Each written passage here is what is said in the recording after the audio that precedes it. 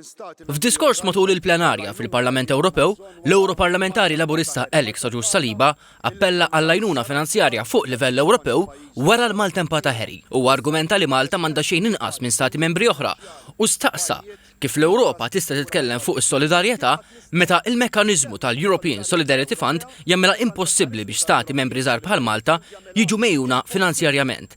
Enfasizza li din hija diskriminazzjoni li jeħtieġ tiġi kkunsidrata mill-aktar fis possibbli għaliex argumenta li l-Maltin u l-Awċin huma ċittadini Ewropej. Żied li l-Gvern Malti mill-ewwel iddikjara li se jkun qiegħed jgħin permezz ta' fond nazzjonali, però qal li jekk l-Unjoni Ewropea verament temmen li kull stat membru għandu jiġi trattat bl-istess mod, għandha tassigura li l-għajnuna tingħata bl-istess mod. Temm jirrimarka li jkun aktar għaqli li minflok armamenti u gwerer l-Unjoni Ewropea tinvesti aktar fin-nies, bajnuniet li fissirhom tant bżonjużi. Fuq l-istess nota l-kap tad-delegazzjoni tal-Partit Nazzjonalista David Casa appella lill-Unjoni Ewropea biex twassal solidarjetà aktar rapida u effettiva ma' Malta u pajjiżi oħra mill-quta mill-maltempata ħeri.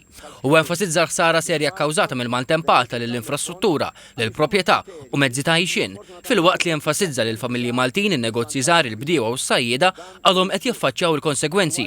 Wissa li l-kriterji eżistenti li jiddeterminaw l-aċċess għal fond ta' solidarjetà huma strutturalment żbilanċjati u qal ir-regoli attwali jagħmluha aktar diffiċli għal stat membri iżgħar biex jaċċessaw l-għajnuna. U għalhekk appella l-valutazzjoni kritika ta' jekk l-istrumenti eżistenti tal-Unjoni Ewropea humiex adattati għall-iskop tagħhom fir-realtà tal-lum. Matul l-istess dibattitu, l-Europarlamentari Laburista Thomas Bajjada qal li jumej ta' maltemp jistgħu jħallu familji mingħajr aċċess għal ikel u s-servizzi essenzjali. Qal li t-tibdil fil-klima qiegħed iħabbat fuq il-bib u jekk ma rridux jaqla l-bib, ir-rispons Ewropew għandu jkun proattiv u mhux reattiv.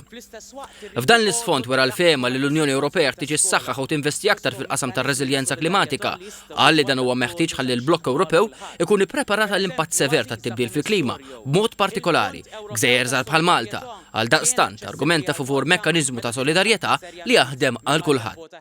L-Europarlamentari Laburista Daniel Attard qal li f'dan id-dibattitu ħareġ ċar li l-maltemp u t-tibdil fil-klima ma jiddiskriminawx bejn stat u ieħor. Qal li wara 20 sena sħubija fl-Unjoni Ewropea Malta għadha qed tiġi diskriminata għaliex l-Unjoni Ewropea mhix tqis ir-realtajiet u sal-lum għadet eskludi lil Malta mill-mekkaniżmi ta' solidarjetà.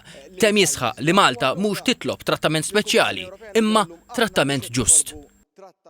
Intant, l-Europarlamentari Nazzjonalista Peter Agius kiteb lill-Kummissjoni Ewropea u saħaq lill poplu Malti qed iħallas il-prezz tat-tibdil fil-klima fost oħrajn permezz tal-kontribuzzjonijiet għall-obbligi ta' European Green Deal. Għaldaqstant argumenta li jkun ironiku li meta tqum il-ħtieġa, il-poplu Malti ma jsibx is-solidarjetà Ewropea.